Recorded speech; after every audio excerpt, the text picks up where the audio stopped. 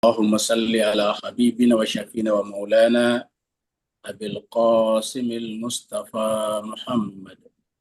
اللهم صل على محمد وآل محمد. اللهم صل على محمد وآل محمد. Assalamualaikum. اللهم صل على محمد وآل محمد وعلى آله وصحبه ومن تبعهم بإحسان إلى يوم الدين أما بعد. Masyiral muslimin rahimakumullah, dimanapun berada, kita bersyukur dengan syukur yang setinggi-tingginya karena kita oleh Allah SWT masih diperkenankan untuk bersua bersama-sama dalam keadaan sehat walafiat dengan niat untuk mempelajari kitab suci Al-Quran, karena mempelajari kitab suci Al-Quran sama dengan belajar langsung dari Allah SWT. Pertemuan kita pada malam hari ini adalah masih permulaan surat Al-Hijr, surat yang ke-15. Kita akan membaca ayat yang ke-11 sampai ayat yang ke-15. Ayat yang ke-11 sampai ayat yang ke-15. Mari kita sama-sama membuka kitab suci Al-Quran kita atau mengikuti di layar seraya membaca ayat-ayat tersebut secara bersama-sama. Setelah itu baru kita hayati, kita tadabburi.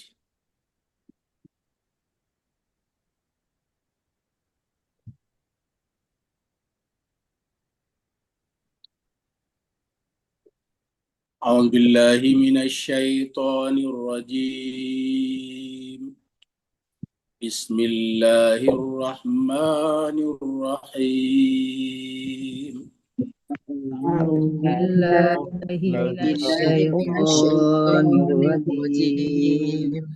Bismillahirrahmanirrahim. Wa ma ya'tihim mir rasulin illa kanu bihi yastahzi'un. Wa ma ya'tihim Baca sulerno matiin. Biar utuh. Enggak nanti terus. Ini kan yastahzi'un. Kadzalika naslukuhu fi qulubil mujrimin. Nah, dia kan lama buka di sini. Jadi sulernya kemakan. Kadzalika naslukuhu fi qulubil mujrimin. Di luar. La yu'minuna Tapi kalau ada wifi ini kadang-kadang dari sulernya masuk. sunnatul awwalin. La yu'minuna bihi wa qad khalat sunnatul awwalin. Walau fatahna alaihim baban minas sama' Walau fatahna alaihim baban minas sama' fazallu fihi ya'rujun.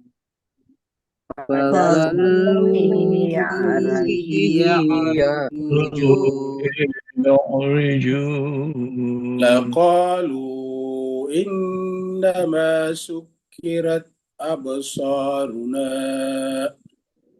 Laqalu innama sukkirat absaruna. Bal nahnu qaumun mashhurun. Bal nahnu qaumun mashhurun. Sadaqallahul aliyyul azim. Sadaqallahul aliyyul azim.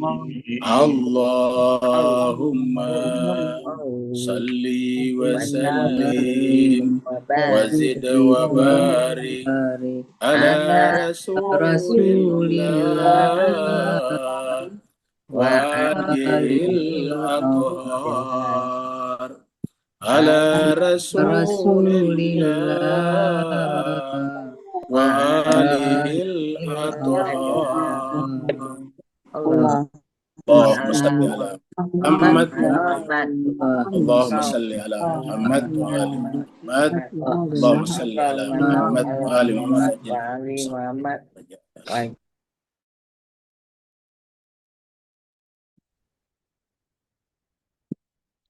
Terima kasih banyak jemaah sekalian telah ikut membaca ayat-ayat suci Al-Quran. Semoga kebersamaan kita membaca ayat-ayat suci Al-Quran, Allah SWT juga berkenan nantinya mengumpulkan kita bersama-sama di suatu tempat di surganya Allah SWT.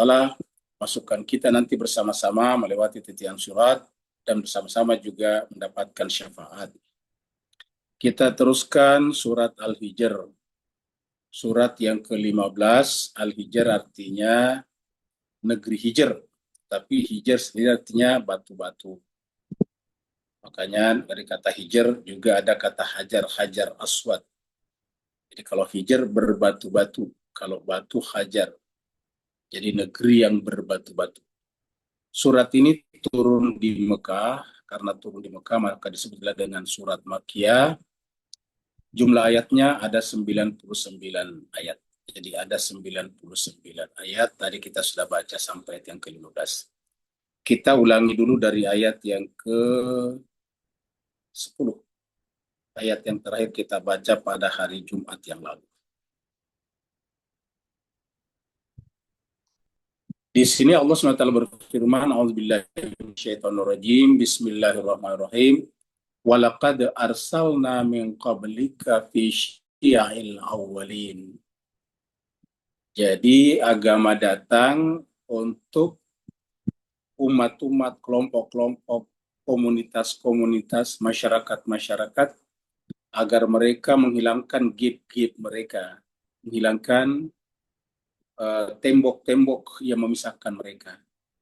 Di tembok yang memisahkan manusia itu bisa agama, bisa kepercayaan, bisa juga suku, bangsa, bahasa, warna kulit, dan sebagainya. Semuanya harus dihilangkan, karena dengan menghilangkan itu terjadilah persatuan. Musuh bersama cuma satu, yaitu kejahatan terhadap kemanusiaan. Karena kejahatan terhadap kemanusiaan atau kriminalitas justru akan membuat manusia berpecah belah, saling bermusuhan satu sama lain. Maka persatuan dibutuhkan sebagai benteng yang kuat supaya tindakan-tindakan yang bermotif kriminal, perpecahan, tindakan anarkisme terhadap kemanusiaan harus dihentikan. Jadi walaqad arsalna min qablika, sungguh kami telah mengutus sebelum kamu Muhammad. Jadi artinya sebelum Nabi Muhammad sudah ada nabi-nabi juga. Untuk apa? Fi syi'il awwalin, umat-umat seperti terdahulu. Jadi umat-umat terdahulu.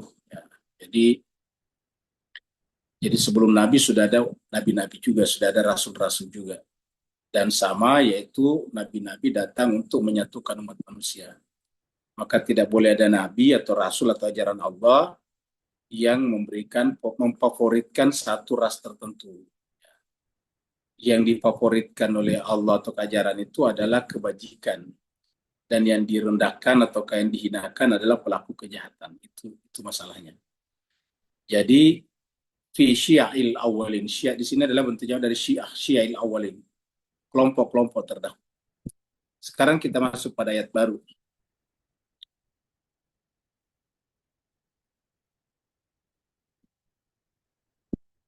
Wa ma ya'tihim mir rasulin illa kanu bihi yastazihun.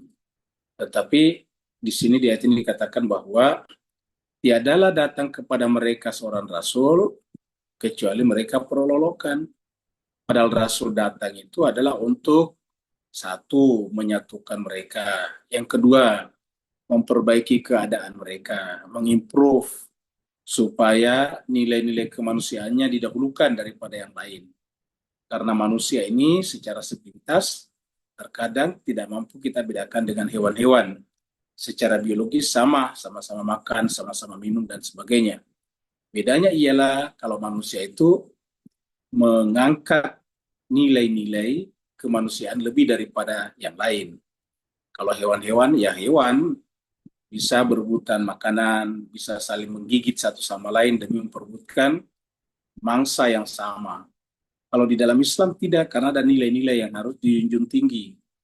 Nah, manusia itu adalah nilai. Ketika manusia tidak menghormati nilai, tidak menjunjung tinggi nilai-nilai, maka otomatis kemanusiaannya menjadi runtuh. Al-Quran menyebutnya kembali seperti hewan ternak. Apa namanya? Kal an'am balhum adal. Mereka seperti hewan ternak, bahkan lebih sesat lagi.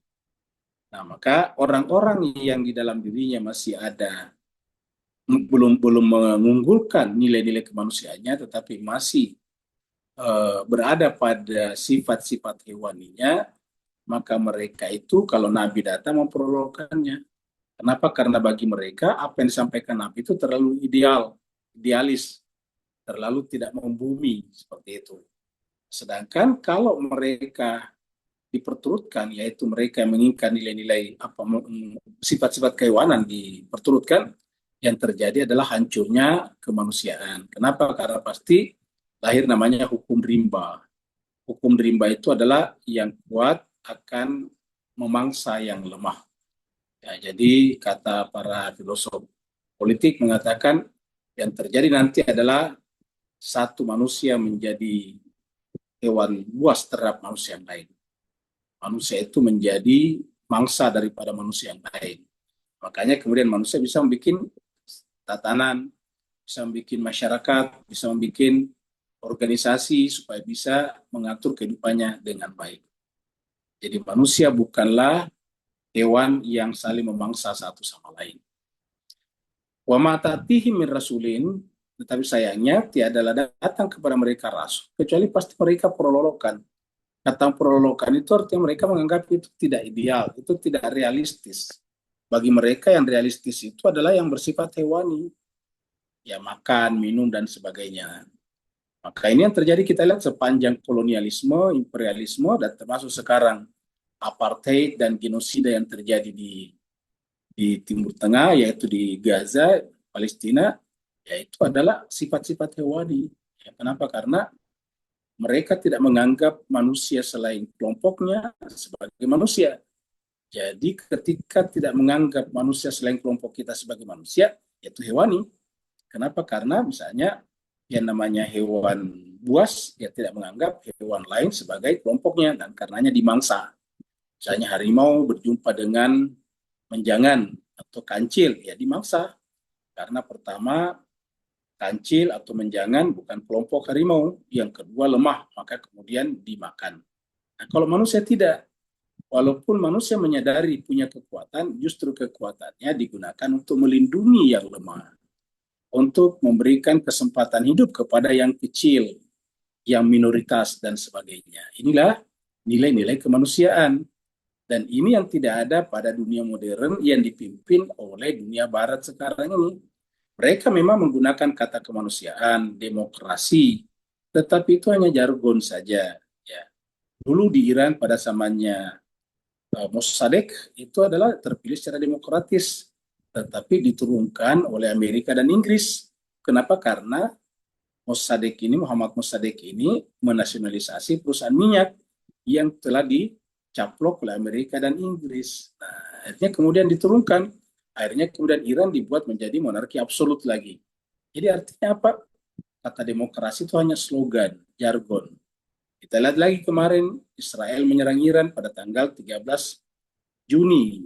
Ya, jargonnya apa? Sandinya apa? Sandinya adalah The Rising Lion, yaitu bangkitnya singa, yaitu maksudnya kembalinya monarki absolut Reza Pahlavi, Iran versi lama. Kan berarti bukan demokratis. Yang di Iran sekarang ini menggunakan pendekatan demokrasi. Tidak ada mungkin negara yang serapi demokrasinya daripada Iran. Tidak pernah tertunda pemilunya, dan teratur sejak awal berdiri revolusi Islam Iran di sana, selalu rutin pemilihan umumnya per 4 tahun. Dan kepala negaranya rata-rata 2 periode, setelah itu selesai. Maksimal 2 periode. Ini tertata dengan baik.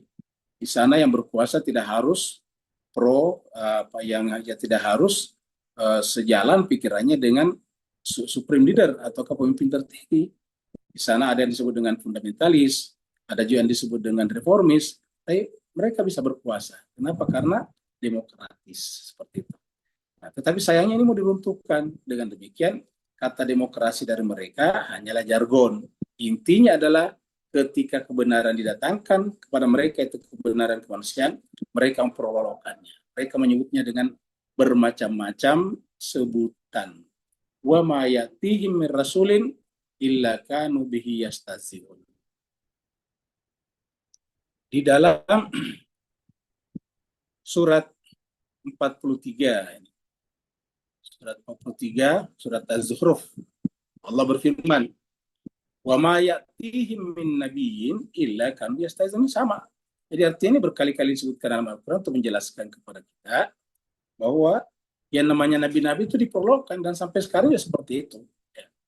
Sampai sekarang ini ada kecenderungan perolokan negara ataukah pemimpin seperti di Iran. Padahal kalau kita mau jujur, tidak ada pemimpin yang lebih tenang, yang lebih sederhana, bersahaya daripada pemimpinnya Iran. Kalau yang lain kan memperkaya diri, ataukah konglomerat baru jadi pemimpin, bahasanya juga kasar, arogan. Ya, tetapi apa yang terjadi jemaah sekalian? Mereka justru memperolokkan. Nah, jadi wa ma ya'tihim min nabiyyin illa kanu yastahzi'un. Tidaklah datang kepada mereka nabi atau tadi disebutkan rasul illa kecuali mereka bihi terhadap kedatangan nabi itu yastahzi'un, mereka perolok-olokan. Mereka, jadi apa yang terjadi sekarang dengan menciptakan cerita-cerita negatif tentang kelompok-kelompok perlawanan mukawamah itu adalah bukan baru. Dari dulu sampaikan ini. Sebelum Nabi Muhammad pun nabi-nabi seperti itu, diusir, macam-macam. Ya. Surat Al-Ahqaf. Sini Allah SWT berfirman, ini Al-Ahqaf surat 46 ayat 26. Walaqad makkannahum fi ma imakkannahum fihi. Sungguh kami telah memberikan tempat fi ma imakkannahum fihi. Tempat di mana kamu juga mendapatkan tempat padanya. Artinya bahwa yang kita tempati sekarang ini pernah juga ditempati oleh peradaban sebelumnya. Ya. Di negara kita, di Indonesia, di Malaysia, di Singapura, pernah ada peradaban 1000 tahun yang lalu, ya, atau 500 tahun yang lalu, ada peradaban sebelum kolonialisme masuk. Ada peradaban, begitu juga di berbagai tempat yang lain, ada peradaban. Dan kita bisa menyaksikan peradaban-peradaban itu kemudian runtuh. Penyebab runtuhnya apa? Harusnya kita pelajari. Jadi walaqad makkannahum fima imakkannahum fihi wa ja'alna lahum sam'an.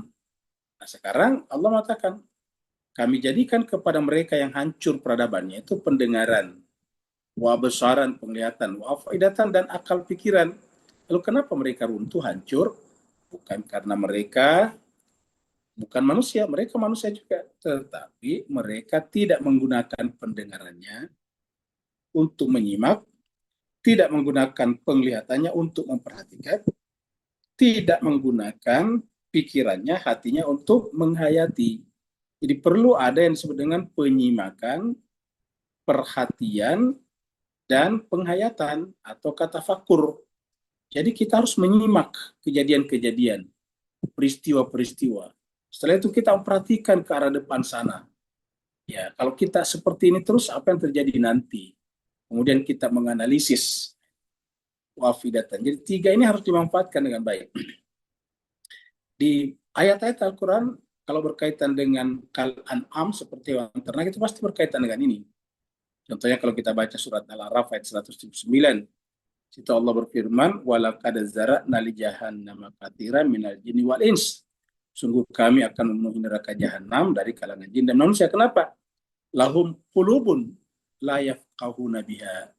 Mereka punya kalbu, fuad, tetapi la yafqahuna biha, tidak digunakan untuk memahami, menghayati. Ya.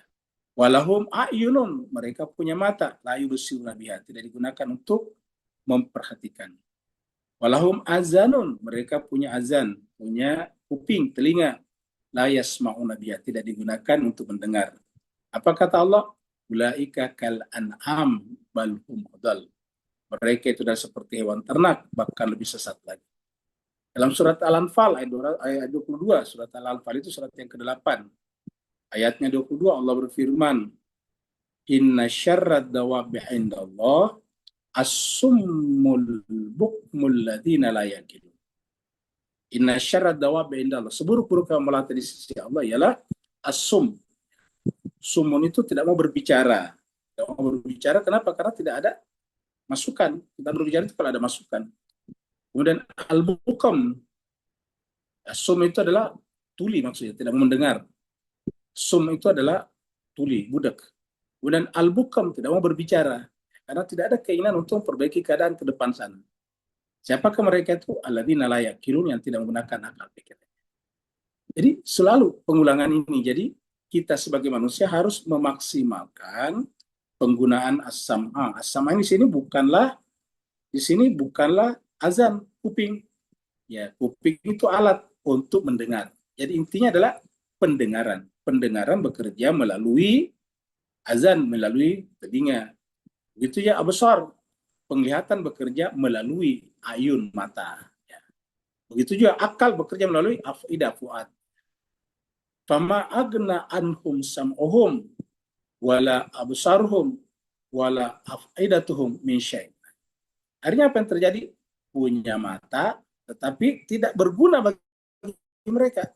Fama agna anhum sam'uhum. Pendengaran mereka tidak lagi bermanfaat bagi mereka. Wala afidatuhum, juga hati mereka, akal mereka tidak bermanfaat.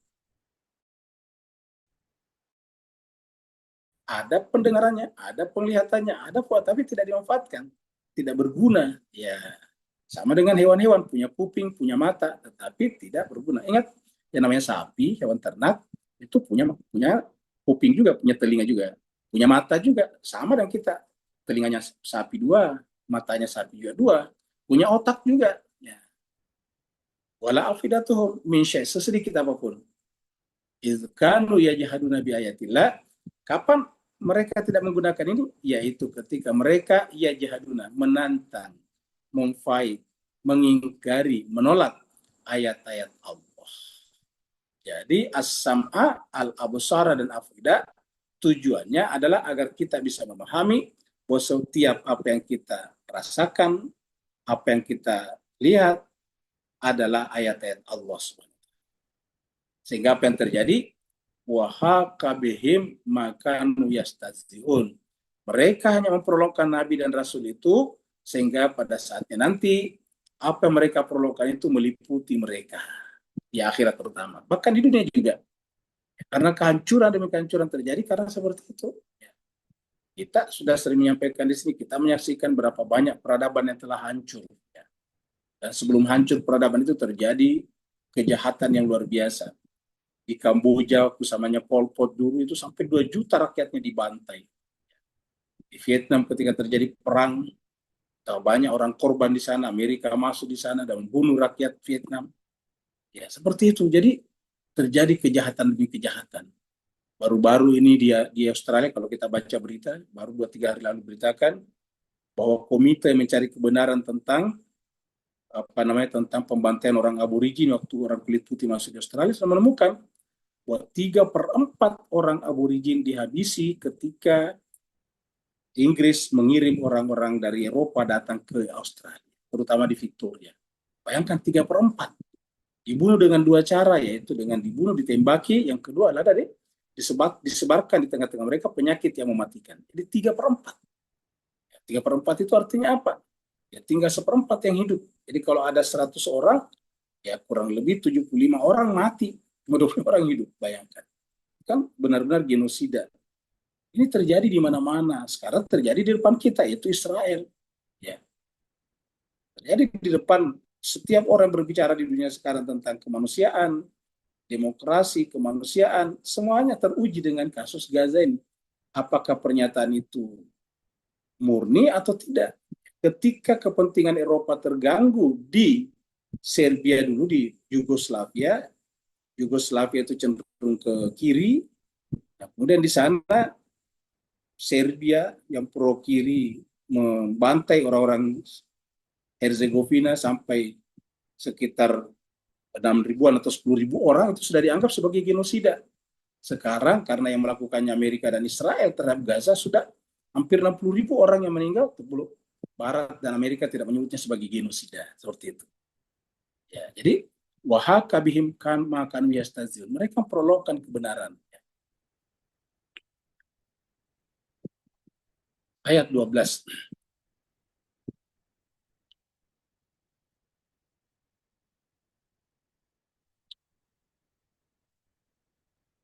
Kadzalika nasluquhu fi qulubil mujrimina. Jadi di mana masalahnya? Masalahnya di kalbu mereka ini. Kalbunya, hatinya bermasalah. Jadi yang namanya tadi as-sam'a al-absara al-afida. As-sam'a itu pendengaran melalui telinga, al-absara penglihatan melalui mata, al-afida pikiran melalui kalbu. Semuanya itu nanti bermuara ke sini.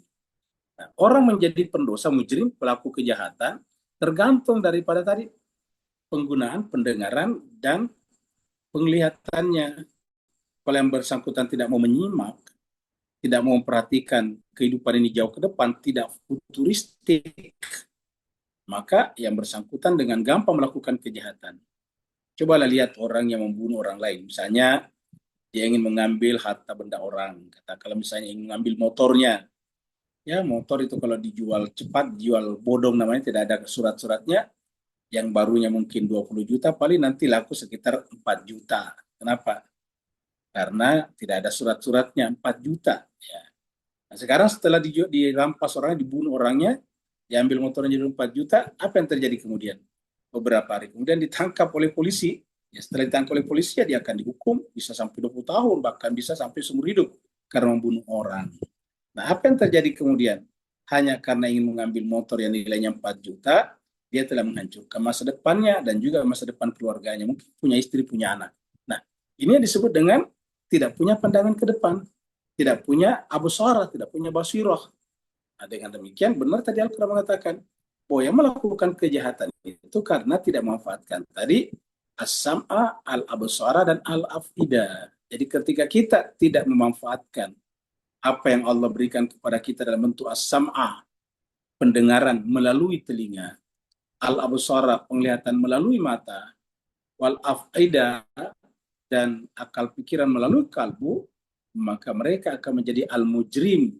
Mujrim bukan hanya pendosa, ingat, selalu kita sampaikan, mujrim itu bukan hanya pendosa. Karena dosa itu dalam Al-Quran kan ada dua, zanbun dan ithmun. Ya. Mujrim itu lebih kepada pelaku kejahatan. Ya. Lakukan kejahatan, dan kejahatan itu pasti terhadap lingkungan, baik lingkungan manusia ataupun lingkungan alam. Namanya mujrim. Nah, pelaku kejahatan itu adalah tidak futuristik, termasuk kejahatan terhadap alam. Ya, contohnya misalnya nelayan ataukah pencari ikan yang ingin jalan pintas, tidak melihat ke depan. Dia meracun ikan. Kan meracun ikan membuat ikan itu menjadi teler, menggelepar-gelepar, tidak perlu lagi dipukat dan tidak perlu dipancing.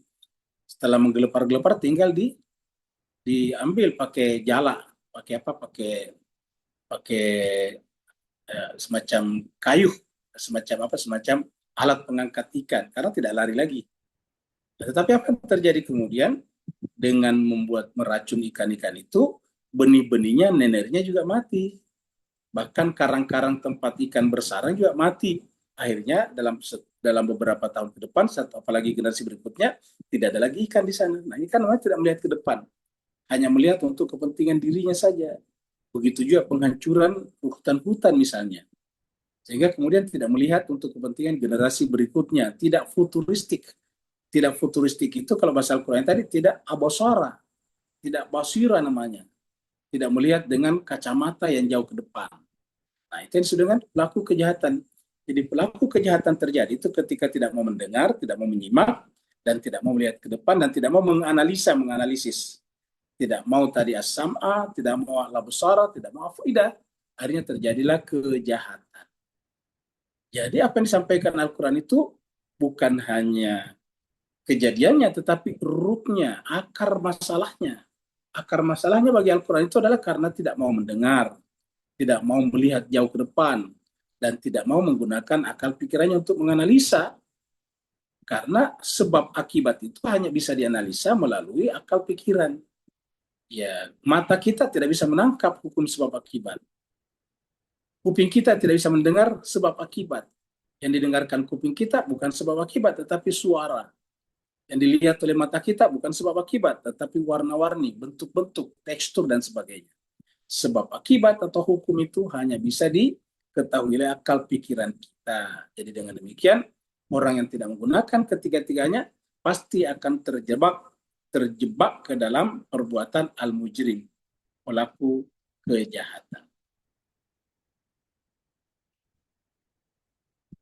Di surat 72, surat Jin, Allah berfirman, linaftinahum fihi. Wa may yu'rid an dzikri rabbih yaslukuhu adzaban sa'ada. Jadi Al-Qur'an itu atau ajaran Allah itu adalah menguji kita sebetulnya, linaftinahum fihi. Ini kasusnya kalangan jin, karena surat Jin. Untuk kami menguji mereka berkenaan dengan ajaran yang dibawa oleh Nabi Muhammad itu. Kalau kita baca surat Jin ini adalah jin-jin itu juga berkerumun di sekitar Nabi kalau Nabi membaca Al-Quran. Linaftinahum fihi. Wa may yurid an dzikri rabbih, maka siapa yang berpaling dari peringatan, dari ajaran, dari agama Tuhannya. Jadi siapa yang berpaling dari ajaran Tuhannya, jadi kuncinya, passwordnya dzikr, adzikr. Al-Quran, peringatan, pelajaran dari Tuhan. Yaslukuhu adaban sa'ada. Allah akan memasukkan mereka kepada adab yang sangat sa'ada, yang berat, yang susah. Jadi ingat, kata memasukkan, dari mana masuknya azab ini? Melalui kalbu tadinya, seperti di ayat ini. Kan tadi ya menggunakan kata salaka juga di sini. Nasluku itu dari kata salaka, yasluku di sini. Ini nunnya menunjukkan kami. Ini adalah fi'il mudhari. Nasluku, kami masukkan di mana? Fi qulubil mujrimin. Karena masuk dalam kalbunya, ya maka otomatis ya masuk ke dalam neraka. Jadi neraka itu letaknya di kalbu sebetulnya. Sebelum kita masuk ke neraka beneran di akhirat, neraka itu terlebih dahulu kita sendiri yang masukkan ke dalam kalbu kita. Seperti kata ayat ini. Ya. Wa may yurid an dzikri, siapa yang berpaling dari peringatan Tuhannya, siapa yang berpaling dari ajaran Tuhannya, yaslukuhu, maka Allah akan memasukkannya adzaban sa'ada, ke dalam azab yang sangat keras. Azab yang sangat berat. Adzaban sa'ada. Jadi adzaban sa'ada. Wa kadzalika ja'alna likulli nabiyyin aduwwan minal mujrimin. Kata mujrim ini musuhnya Nabi. Jadi kalau cuma sekedar berdosa tentu bukannya Nabi, bukan musuhnya Nabi. Ingat, kalau sekedar berdosa bukan musuhnya Nabi. Justru Nabi datang untuk memperbaiki. Ya. Dia senang kalau diperbaiki Nabi. Apa misalnya berdosa? Misalnya belum beriman kepada Tuhan. Kemudian ataukah masih masih syirik, menyembah berhala. Itu kan dosa namanya. Nah, ingat, banyak sahabat-sahabat Nabi kan yang tadinya kan yang muslim atau yang berserah diri atau yang iman kan cuma Nabi dan orang dekatnya. Yang lain itu banyak menyembah berhala. Nah, tetapi yang menyembah berhala belum tentu memusuhi Nabi.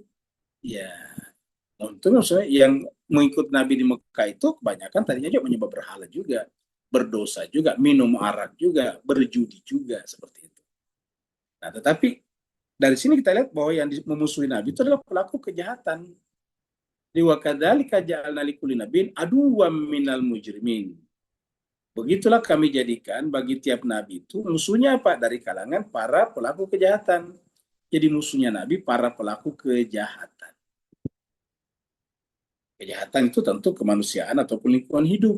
Karena kalau Nabi datang, ya mereka tidak bisa melakukan kejahatannya lagi. Karena kejahatan itu asumsinya dilakukan secara rimba, secara hukum rimba. Karena kejahatan itu karena merasa kuat. Misalnya orang merampas motornya, pasti biasanya dia merasa kuat. Pakai golok, pakai senjata. Sedangkan yang punya motor itu tidak punya apa-apa, lemah, dan sebagainya. Ataukah mereka banyak.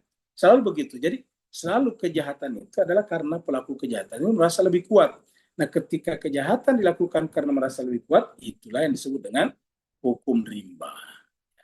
Jadi wa kadzalika ja'alna likulli nabiyyin aduwwan minal mujrimin. musuhnya Nabi itu dari kalangan al-mujrimin. Ya. Ingat surat 25 ini, surat Al-Furqan, ayat 31 ini berarti di atasnya adalah ayat yang sering kita angkat, yaitu Nabi melapor kepada Allah di mana Al-Quran dijauhi oleh kaumnya. Nah, penyebabnya karena ada pelaku kejahatan. Ataukah karena menjauh dari Al-Quran, bisa orang terjebak ke dalam kejahatan. Karena di ayat 31 itu Allah berfirman, wa qala rasul ya rabbi inna qaumi ittakhadhu hadzal qur'ana mahjura. Rasul berkata, ya Rabbi, wahai Tuhanku, sungguhnya kaumku telah menjadikan Al-Quran ini mahjur, dijauhi, mahjuro. Baru ayat berikutnya, wa kadzalika itu kembali kepada ayat sebelumnya, yaitu karena menjauh daripada Al-Quran. Wa kadzalika ja'alna likulli nabiyyin aduwan. Jadi musuh daripada nabi-nabi itu adalah musuh pengetahuan, musuh pencerahan, musuh pencerdasan juga. Wa kadzalika ja'alna likulli nabiyyin aduwan minal mujrimin. Wa kafa birabbika hadiyan wa nasira. Cukuplah Tuhanmu sebagai hadian wa nasira. Bagaimana caranya Allah memberikan petunjuk kepada kita? Bagaimana caranya Allah memberikan pertolongan kepada kita? Dengan mengakrabi, mendekati Allah melalui kitab sucinya. Karena ayat 30-nya tadi itu adalah wa kadzali qala rasul ya rabbi inna qaumi ittakhadhu hadzal qur'ana mahjura. Jadi ayat 30-nya itu adalah berkenaan dengan ayat yang selalu kita baca di dia. Wa qala rasul ya rabbi inna qaumi ittakhadhu hadzal qur'ana mahjura. Rasul berkata di hadapan Allah, ya Rabbi, ya Tuhanku, inna qaumi, sesungguhnya kaumku, ittakhadhu, menjadikan hadzal Qur'an, Al-Qur'an ini sebagai mahjura baru. Wa kadzalika ja'alna likulli nabiyyin aduwwam minal mujrimin. Wa kafa birabbika hadiyan wa nasira. Jadi jelas sekali arahnya Al-Qur'an, ya.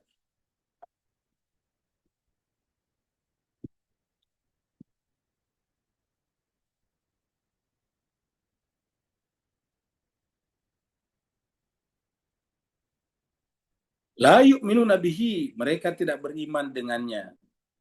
La yu'minuna bihi, mereka tidak beriman kepada kitab suci Al-Quran.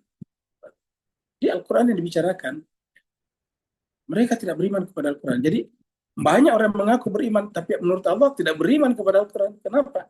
Karena tidak ingin mempelajarinya. Apa tanda kita mengimani Al-Quran kalau tidak mempelajarinya? Apa tanda kita mencintai sesuatu kalau kita tidak merindukannya? Dan apa tanda kita merindukan sesuatu kalau kita tidak mau berkorban untuknya?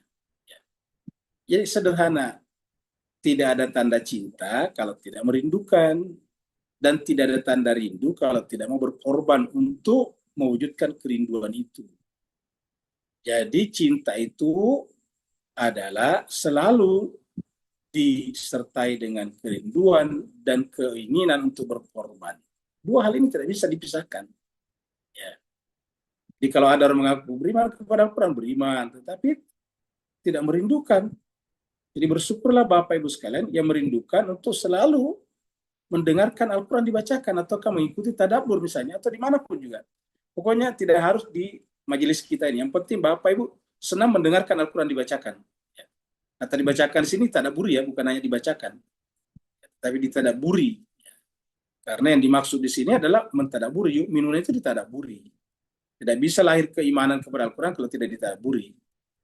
Nah, jadi banyak orang mengaku mengimani Al-Quran, pada hakikatnya tidak.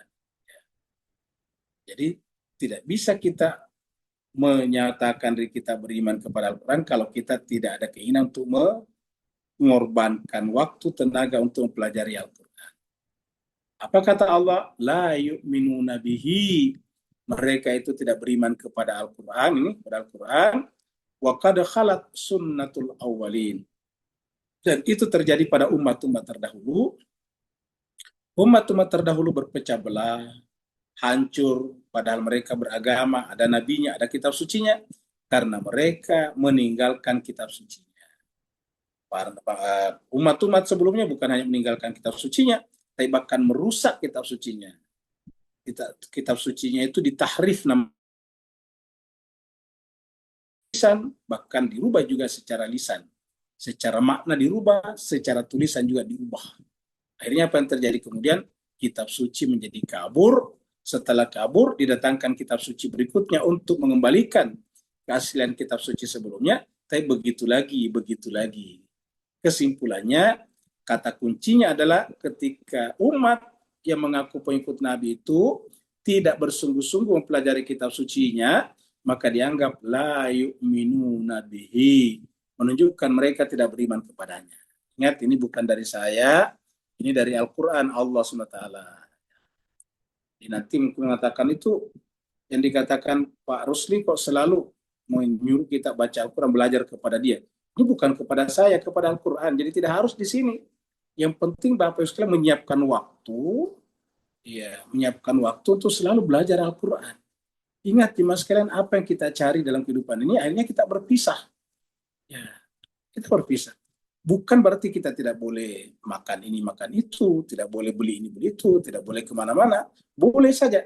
Tetapi kemanapun kita pergi dan apapun yang kita makan dan minum, itu tidak boleh menghalangi kita untuk pelajari Al-Quran. Tidak boleh menghalangi kita mengajari Al-Quran. Karena Al-Quran kan bisa dibawa-bawa kemana-mana. Apalagi sekarang, Al-Quran bisa disimpan di dalam handphone kita. Bagi manusia modern sekarang, handphonenya adalah segala-galanya. Karena di handphone itulah semuanya ada. Ya. Di handphonenya itulah ada teman-temannya, di handphonenya itulah ada kontak teman-temannya, di handphone itulah ada foto-foto kenangannya, di handphone itulah uangnya tersimpan, di handphone itulah investasinya berjalan, di handphone itulah listriknya ketahuan berapa bayarnya, di handphone, pokoknya semuanya di handphone sekarang ini. Nah, kalau kita menjadikan handphone itu segala-galanya, lantas tidak membaca Al-Quran di dalamnya, terus apa nanti kata kita di hadapan Allah? Allah akan bertanya, Fabi ayyi ala'i rabbikuma tukadziban. Nikmat Tuhan kami yang mana yang kamu dustakan? Jadi la yu'minu bihi wa qad khalat sunnatul awalin. Berlakulah sunnah. Sunnah itu adalah hukum, ketentuan orang-orang terdahulu. Artinya apa? Mereka akan binasa juga. Mereka juga akan hancur seperti tadi permulaan pembahasan kita, bahwa kita pernah tinggal di tempat-tempat yang mereka yang orang-orang terdahulu hancur juga tinggal dulunya. Jadi kalau tidak beriman kepada Al-Quran, apa kata Allah? Wa qad khalat sunnatul awalin. Telah berlalu ketentuan-ketentuan sebelumnya. Kata berlalu di sini artinya bahwa umat-umat sebelumnya hancur karena tidak mengimani kitab sucinya. Yang kedua, ini akan berlaku juga pada kita. Hukum-hukum al-awalin di sini juga akan berlaku bagi kita kalau kita lagi-lagi la yu'minu bihi, la yu'minu bil Quran. Kita lihat surat Fussilat. Ya, surat Fussilat. Surat 41 ayat 26. Allah berfirman, wa qala alladziina kafaru, dan berkatalah orang-orang yang kafaru. Siapa kafaru di sini? Yaitu orang-orang yang menolak atau menutup hatinya untuk membaca Al-Quran karena tidak merindukannya. Ketika kita tidak mencintai Al-Quran, ya berarti kita menutup diri kita kepada Al-Quran. Kan namanya tidak mencintai seseorang kan berarti menutup hati kita kepadanya. Ya, kalau kita masih mencintainya berarti hati kita terbuka kepadanya. Ya, jadi kafar itu menutup hati terhadapnya. Wa qala alladziina kafaru, dan berkatalah orang-orang yang menutup hatinya kepada Al-Quran. Apa kata mereka kepada orang yang belajar Al-Quran? La tasma'u li hadzal Quran. Kalian jangan mendengarkan Al-Quran. Ini kata-katanya tasma'u, jangan mendengarkan ini. Kan tadi ada 3, sam'an, absaran, wa afidah. Jadi kata-kata mereka ini, la tasma'u li hadzal Quran. Kalian jangan dengarkan Al-Quran ini. Ya, begitu. Jangan dengarkan. Dan banyak orang Islam yang sebetulnya ikut ayat ini. Maksudnya tidak mendengarkan Al-Quran. Jadi sama dengan ini juga. Ya, alasannya sibuk ini dan itu. Ya, la tasma'u li hadzal Quran. Jangan mendengarkan Al-Quran ini. Wal ghaufi, kalau toh dibacakannya bikin keributan padanya. Supaya itu tidak berjalan dengan baik. Wal ghaufi, bikinlah keributan padanya. Jadi wal ghaufi, buatlah keributan padanya. La'allakum taghlibun. Karena dengan cara seperti itu kalian bisa mengalahkan mereka. Jadi ayat ini menjelaskan kepada kita bahwa kemenangan manusia terhadap kemanusiaannya adalah apabila mengikuti Al-Quran. Lihatlah apa yang kita sebut dengan peradaban modern sekarang. yang tidak berdasarkan Al-Quran, apa yang terjadi kemudian? Mereka menjadi pembantai dan penggenosida yang luar biasa. Kelihatannya bisa membuat teknologi, tetapi teknologi tidak ada artinya kalau kemanusiaan tidak ada artinya. Karena teknologi itu bernilai karena ada manusia. Ketika manusia tidak diberikan nilai, ya teknologi tidak ada gunanya. Ya, jadi oleh sebab itulah Al-Quran lah yang akan menjadi penentu kemanusiaan itu. Maka mereka-mereka yang tidak percaya kepada kemanusiaan itu, walaupun secara verbal berbicara tentang kemanusiaan, human right, berbicara tentang demokrasi, berbicara tentang egalitarianisme, tetapi faktanya ketika mereka menolak diri kepada kebenaran Al-Quran, maka pada dasarnya mereka itu adalah akan runtuh. La'allakum taglibun, pasti akan runtuh. Yang menang itu adalah yang berdasarkan Al-Quran. Wa qala alladziina kafaru la tasma'u li hadzal Qur'an. Jangan dengarkan Al-Quran ini, ingat. Jadi yang disebutkan tidak disebutkan, jangan dengarkan hadis ini atau jangan dengarkan buku ini dibaca. Kan sekarang lebih banyak kajian buku daripada kajian Al-Quran. Jangan dengar, tidak ada kata-kata la tasma'u li hadzal kitab. Ya. Jangan dengarkan buku ini. Ya. Alkitab yang saya maksud adalah buku-buku tulisan manusia. Wal fihi la'allakum taglibun. Jadi yang dimaksud sini adalah Al-Quran, ingat, tulisannya Al-Quran ini. Bukan Al-Hadis. Jangan latas melihat Al-Hadis, tapi latas melihat Al-Quran. Wal fihi, buatlah kekacauan, keributan ketika Al-Quran dibacakan atau ditadaburi, agar kalian bisa mengalahkan mereka. Jadi, berdasarkan ayat-ayat yang kita baca ini, hanya satu cara untuk menang. Melalui Al-Quran. Surat Al-Kahfi. Ma mana an-nasa ayyuminu idh ja'ahumul huda. Apa masalahnya? Apa yang mencegah manusia untuk beriman? Artinya bahwa Al-Quran ini, Al-Quran ini kan sejalan dengan kemanusiaan, sejalan dengan hati nurani, sejalan dengan fitrah, sejalan dengan nature-nya jiwa manusia. Maka Allah bertanya, wa ma mana an-nasa ayyuminu idh ja'ahumul huda. Apa masalahnya sehingga manusia tidak beriman kepada Al-Quran ketika Al-Quran ini datang kepadanya? Ja'ahum, datang kepada manusia al-huda, petunjuk Al-Quran. Ya. Nah, kalau kita ingin menjadikan Al-Quran sebagai petunjuk, kita mulai dengan menyadari kelemahan kita, sehingga kita bisa belajar dari Al-Quran, dari Allah melalui Al-Quran. Kalau kita sudah merasa lebih pintar sebelumnya, ya tidak bisa. Maka yang pertama harus kita lakukan, wa yastaghfir rabbahum, istighfar kepada Tuhan. Istighfar itu artinya mengakui kelemahan kita, mengakui kekotoran kita. Wa yastaghfiru rabbahum illa anta tiyahum sunnatul awwalin. Kalau kita tidak mau mempelajari Al-Quran ini, maka hakikatnya kita tunggu apa? Sunnatul awwalin, sama tadi dengan ayatnya. Jadi yang kita tunggu ada sunnatul awwalin, kehancuran hukum yang berlaku pada umat-umat terdahulu. Au ya'tiyahumul adzabu qubula, atau datangnya azab yang tidak bisa kita tolak. Kata qubula itu azab yang kita hadapi, tidak bisa kita tolak. Ya'tiyahumul adzabu qubula, kita akan datang menghadapi azab itu. Ya, jadi hanya dua kemungkinan, sunnatul awalin hancur atau azab. Cuma dua saja, tidak ada pilihan lain. Jadi begitu urgensi dan pentingnya mempelajari Al-Quran. Ini tadi dia nih, sunnatul awalin. Layu Nabi, mereka tidak beriman kepada Al-Quran, yang mereka tunggu adalah berlakunya juga sunnatul awalin, sebagaimana juga telah berlaku pada umat-umat sebelumnya, khalat sunnatul awalin.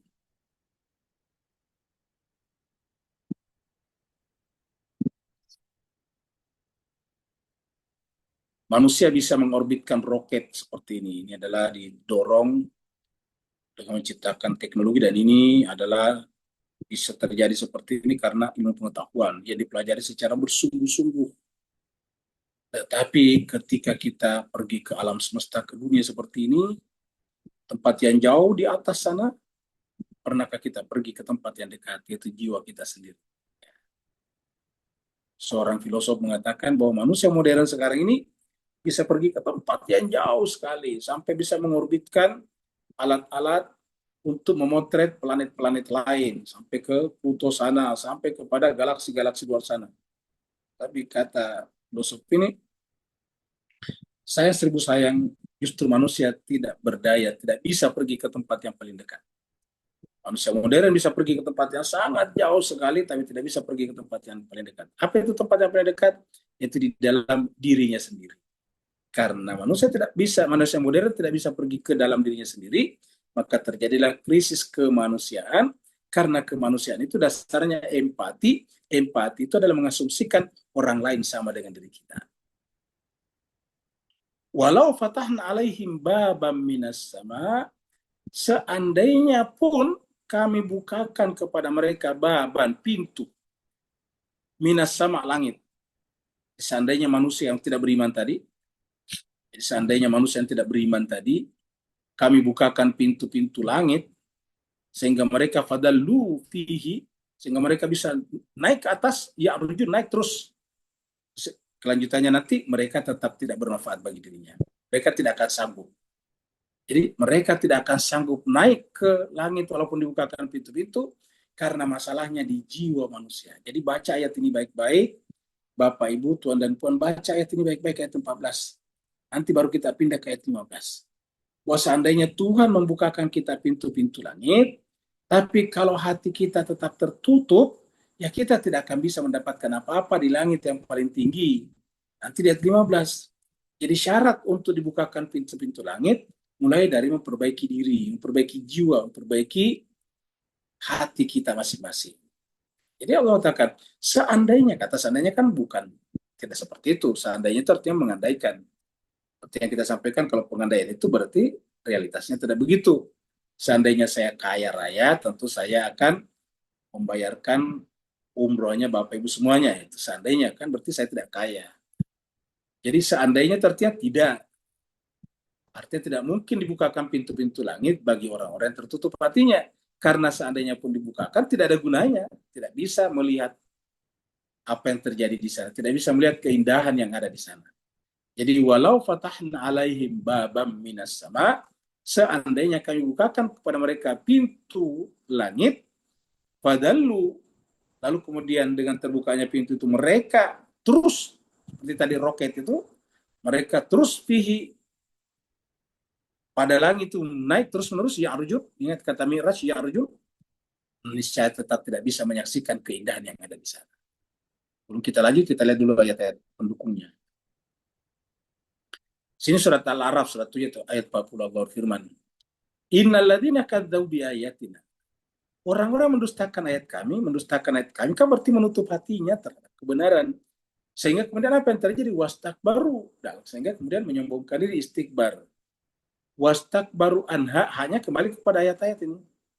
Jadi orang-orang yang mendustakan ayat-ayat kami, wastakbaru anha, dan istikbar kepada ayat-ayat tersebut, la tufattahu lahum abwaabus sama. Tidak mungkin dibukakan baginya pintu-pintu langit. Jadi tadi hanya pengandaian, seandainya. Jadi kalau orang mendustakan ayat Allah, istikbar atau menyombongkan diri, tidak mungkin dibukakan la tufattahu lahum abwaabus sama. Tidak mungkin dibukakan baginya pintu-pintu langit. Wala yadkhuluna jannata, dan tidak mungkin mereka masuk ke dalam surga hatta yalijal jamalu fi sammil khiyat. Tidak mungkin mereka masuk ke dalam surga sampai al-jamal, onta itu juga bisa masuk ke dalam lubang jarum. Kan tidak mungkin onta masuk dalam lubang jarum. Jangankan lubang jarum, ya lubang kandang itik saja, bebek saya tidak mungkin masuk.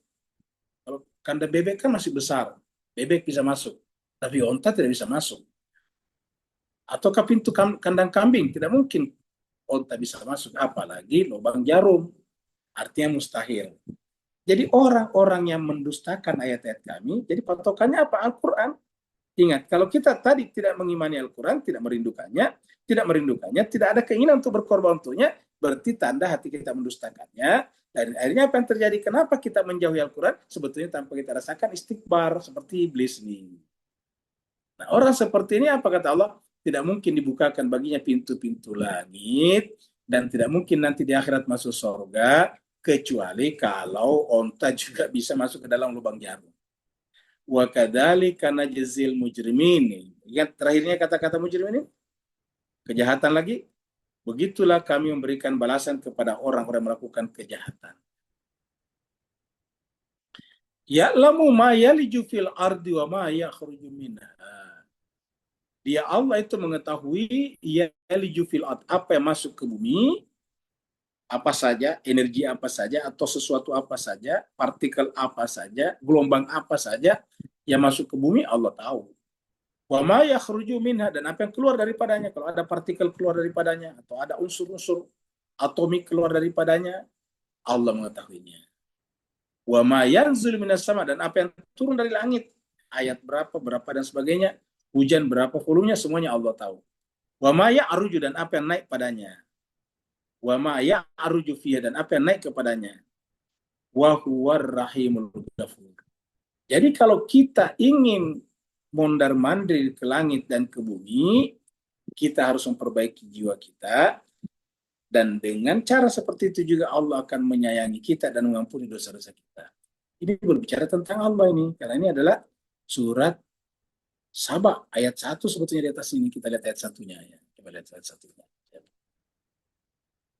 Allah berfirman, Bismillahirrahmanirrahim, Alhamdulillahilladzi lahu ma fis samawati wa fil ardh. Segala puji bagi Allah yang miliknya lah apa yang ada di langit dan apa yang ada di bumi. Walahul hamdu, karena miliknya langit dan bumi, maka seluruh pujian juga hanya untuknya. Walahul hamdu fil akhirat, terutama di akhirat. Wa huwal hakimul khabir, dan dia Allah maha bijaksana lagi maha mengetahui. Siapakah Allah itu? Siapakah huwa ini? Ya'lamu ma yaliju fil ardi wa ma yakhruju minha, dan seterusnya ya. Surat Al-Hijr. Surat Al-Hijr ini surat yang kita bahas, tetapi ayat 72. 72 ayat 72. Allah berfirman, la amruka innahum lafi sakratihim ya'mahun. Allah berfirman, la amruka, demi umurmu Muhammad. Innahum, sungguhnya mereka itu, mereka yang tadi tidak beriman kepada Al-Quran, lafi sakratihim, lafi sakratihim, dalam kemabukannya dengan kehidupan dunia ini, ya mau terombang-ambing, bingung. Nah, jadi ada orang yang sakrat, apa namanya, mabuk dunia. Yang namanya mabuk dunia itu merasa senang.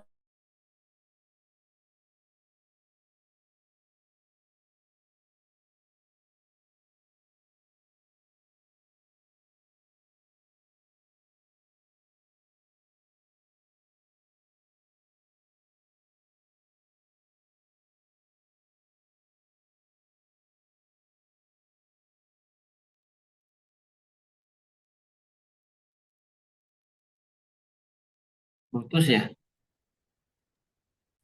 Putus ya sebentar.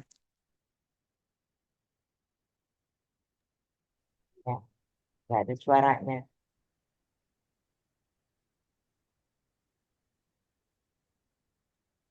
Sabar menunggu. Ya, kamu gitu.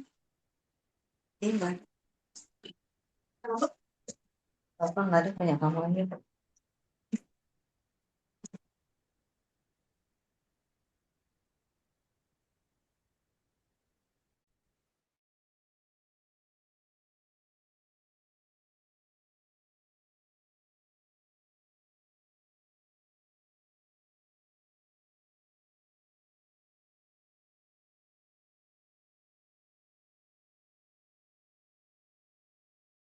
Ya, mohon maaf Bapak Ibu.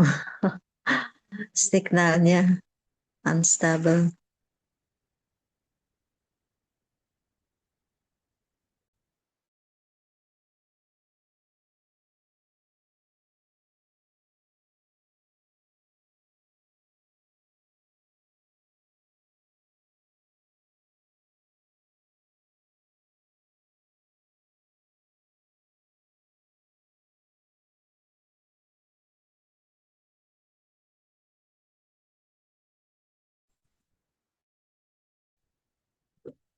Bapak-bapak, ibu-ibu, mohon maaf ya, disconnect ya, jadi handphonenya kurang bagus.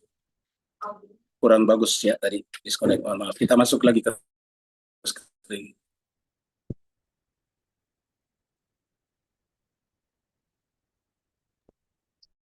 Hostnya tolong pindahin, Pak.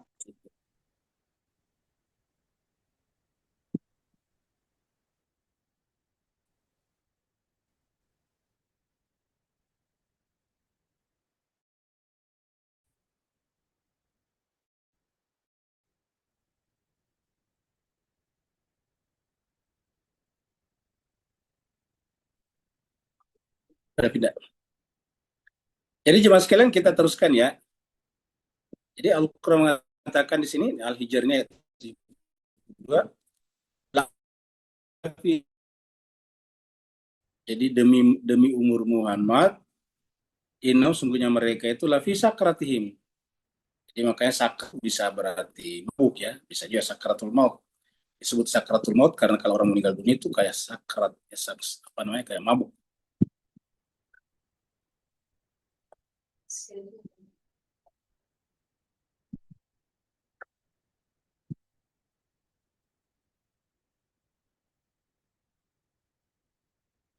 Nah, jadi kita teruskan. Jadi la amruka innahum lafi sakratihim ya'mahun. Demi umurmu Muhammad, maka kemudian mereka seperti orang sakrat.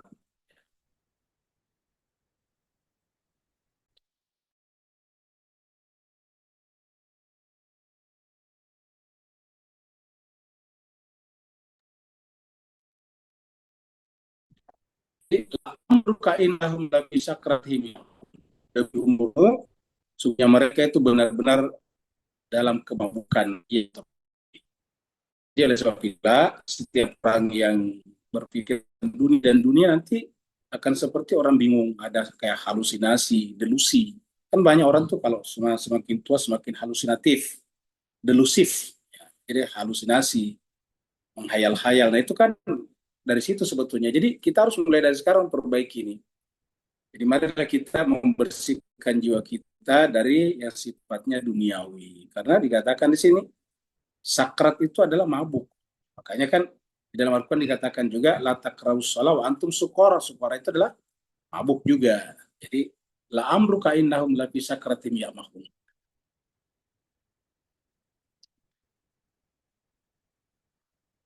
Jadi Allah mengatakan walau fatahan alaihim baba minas sama fadzallu bihi ya'rujun.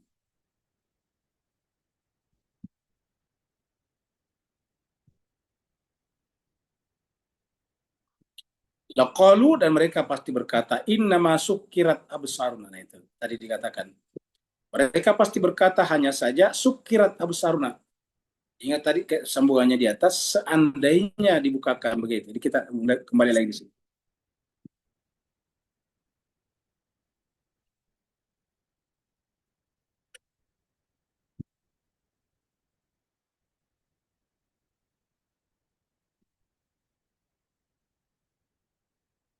Nah, jadi kita kembali dulu ke 14 ya. Nah, ini dia. Jadi kita kembali ke sini dulu. Jadi ingat ini. Walau fatahna alaihim baba, seandainya, kata-kata seandainya berarti tidak. Seandainya kami bukakan pada mereka pintu-pintu minas sama dari langit, padallu fihi, lalu mereka menempuh jalan ke atas. Apa kata Allah di ayat berikutnya? Ya. Ayat berikutnya mengatakan, kalau niscaya akan berkata, seandainya sampai ke atas, bisa dibukakan pintu langit nih. Sudah sampai di atas, sudah sampai ke Sidratul Muntaha, bahkan sudah sampai di Baitul Makmur. Apa kata mereka? Kalau pasti mereka akan berkata, innama sukirat absaruna. Kami sudah sampai, tapi sayangnya innama sungguhnya hanya saja penglihatan kami tidak jelas. Sukirat. Namanya sukirat itu mabuk, tidak jelas kan. Orang yang mabuk itu tidak jelas. Berkata-kata tidak jelas.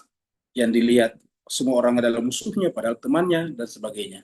Itu sukirat itu mabuk. Penglihatannya mabuk, kabur, tidak jelas. Ya, terombang ambing. Harusnya kan kalau semakin naik orang level rohaninya, semakin terang penglihatan batinnya. Semakin naik, semakin terang. Semakin ke bawah kita, semakin kabur. Harusnya begitu. Semakin semakin memateri kita hatinya, semakin kabur cara pandang masa depannya. Semakin naik ke atas kita, semakin malakuti, semakin tinggi levelnya, semakin terang benderang penglihatannya. Tapi yang terjadi di sini adalah seandainya mereka naik ke atas, mereka berkata, inna masukirat absaruna bal nahnu qaum mashurun. Bahkan mereka menganggap mereka tersihir. Mereka kena sihir, bayangkan. Mereka mengaku kena sihir. Dari sini kita lihat bahwa orang yang menuduh Nabi Muhammad kena sihir itu jelas salah. Ya. Masa Nabi yang berada di puncak tertinggi rohani, lalu kemudian dikatakan Nabi pernah kena sihir. Justru yang kena sihir itu adalah mereka yang ke bawah, kena sihir duniawi. Ya. Jadi, laqalu inna masukirat absaruna bal nahnu qaumun mashurun. Ya. Bahkan kami adalah kaum yang tersihir, kena sihir. Bal nahnu qaumun mashurun. Ya. Jadi inilah yang sukirat tadinya kita lihat di sini. Ya. Coba kita lihat lagi ayat berikutnya di sini. Ya. Au yulaqqa ilaihi kanzun, atau seandainya diberikan kepada mereka kanzun, perbendaraan. Jadi berikan semuanya perbendaraan. Ya. Semua perbendaraan di muka bumi ini. Semua emas diberikan kepadanya. Semua berlian diberikan kepadanya. Semua perak dan tembaga diberikan kepadanya. Semua mata uang diberikan kepadanya. Semua logam tanah jarang diberikan kepadanya. Au takunu lahu jannatun, atau diberikan kepada mereka semua kebun-kebun yang di dalam kebun itu semuanya buah-buahan ada. Ya'kulu minna, sehingga mereka bisa makan daripadanya. Tetapi apa yang terjadi? Waqala zalimuna, ya, tetap saja orang zalim itu berkata, in tattabi'una illa rajulan mashura. Tiadalah yang kalian ikuti kecuali laki-laki yang kena sihir. Kena sihir. Illa rajulan mashura. Orang yang kena sihir. Jadi yang berkata begitu justru orang yang tidak percaya kepada Al-Quran. Menuduh Nabi Muhammad kena sihir. Jadi kalau kita mengatakan Nabi Muhammad kena sihir, berarti kita posisi berdirinya sama dengan mereka. Saya memberikan catatan ini karena banyak di antara kita yang berpendapat menerima hadis bahwa Nabi Muhammad pernah kena sihir. Nah, kalau memang Nabi Muhammad kena sihir, berarti benar kata-kata mereka ini. Qala zalimuna in tattabi'una illa rajulan masura. Orang zalim yang berkata bahwa tiadalah yang orang yang kalian ikuti itu, yaitu Nabi Muhammad, kecuali adalah seseorang yang kena sihir. Kalian mengikuti Muhammad. Muhammad yang mana? Yang kena sihir itu, kira-kira gitulah. Siapa yang berkata begitu? Orang zalim. Oleh sebab itulah kalau orang beriman tidak boleh berkata begitu. Masa sihir Nabi kena sihir? Coba. Kita sudah terangkan sihir itu tidak ada, batil. Masa Nabi Muhammad pembawa kebenaran kalah dari kebatilan? Kan nggak mungkin. Tapi ada yang percaya seperti itu. Nah, sekarang disebutkan di sini yang berkata begitu adalah orang zalim. Lagi-lagi, yang berkata bahwa Nabi Muhammad itu kena sihir adalah orang zalim. Maka siapa yang ikut berpendapat bahwa Muhammad pernah kena sihir, berarti berdiri pada posisi yang sama dengan orang zalim ini. Wa qala zalimuna in tattabi'una illa rajulan mashura. Dan orang yang kena masyhur itu tidak mungkin sampai ke Sidratul Muntaha. Karena tadi Nabi mengatakan, seandainya dibukakan pintu-pintu langit, niscaya mereka tidak akan bisa menyaksikan keindahan di sana, karena mereka berpendapat kami adalah orang yang kena sihir. Nah, jadi mereka yang kena sihir ini, lihat ini. Ya. Nahnu qaumun mashurun. Mereka berkata, kami adalah kaum yang masyhurun. Sehingga apa yang terjadi seandainya mereka sampai di atas, mereka tidak bisa melihat karena penglihatan mereka kabur. Ya. Kenapa kabur? Karena kena sihir. Kalau Nabi Muhammad kena sihir, penglihatan batinnya juga kabur. Wah, ini fatal sekali. Jadi hadis kita terima selama hadis itu sejalan dengan Al-Quran, tapi hadis kita tolak siapapun yang menyampaikannya kalau tidak sejalan dengan Al-Quran. Karena sehebat-hebatnya ahli hadis, perawi hadis, tetap tidak bisa mengatasi Al-Quran. Tidak bisa mengatasi Al-Quran. Kita salut, kita berterima kasih kepada para pengumpul hadis, kompilator hadis seperti Imam Bukhari, Imam Muslim, Imam Tirmizi, Imam Nasai, dan sebagainya. Ya, Abu Daud. Tetapi semulia-mulianya mereka, tetap mereka manusia yang tidak disebutkan keunggulannya dalam Al-Quran. Jadi artinya tetap mereka punya peluang untuk salah. Mereka bukan manusia suci. Mereka tidak masuk kategori maksum, terjaga. Ya. Dan karenanya apa yang dikumpulkannya tugas kita lah yang melakukan seleksi, filter. Apakah Imam Bukhari salah? Enggak salah, sudah berhasil merekam. Kan dia merekam. Semua yang hidup pada zamannya direkam. Di recording, dicatat. Nah, catatan itu data bagi kita. Ya, untuk kemudian kita analisis, tadi ingat analisis. As-sam'a, al-absara, wal-afidah harus kita gunakan. Ya, jangan sampai kita berpendapat Nabi Muhammad juga kena sihir. Karena kalau itu terjadi, berarti kita berpendirian sama dengan orang zalim. Wa qala zalimuna in tattabi'una illa rajulan mas'ul. Nah, cuma sekalian berbahagia, inilah ayat-ayat yang kita bahas pada hari ini. Sebelum kita tanya jawab, kita buka dulu hadis berikut ini. Ini adalah yang akan dibukakan pintu-pintu langit, versi ya di sini. Yang akan dibukakan pintu-pintu langit. Ini adalah dari hadis Abu Hurairah radhiyallahu anhu berkata, qala Rasulullah sallallahu alaihi wasallam, ma qala abdun la ilaha illallah qattun mukhlisan illa. Jadi karena ini adalah ada illahnya di sini, maka maknya kita artikan tiada lah ya. Sini ada illah di sini ya ini. Sini ada mak. Jadi tiadalah seorang hamba berkata, qala abdun, tiadalah seorang hamba berkata la ilaha illallah qattun mukhlisan, tiadalah seorang hamba berkata la ilaha illallah saja secara ikhlas, illa kecuali futihat lahu, akan dibukakan baginya abwabus sama, dibukakan baginya pintu-pintu langit. Sama tadi ya, ayat yang kita bahas sebelumnya. Jadi futihat lahu abwabus sama, akan dibukakan baginya pintu-pintu langit, hatta sampai, maksudnya naik ke atas sampai tufdiya ilal arsy majtanabal kabair, sampai dia kepada arasy Allah.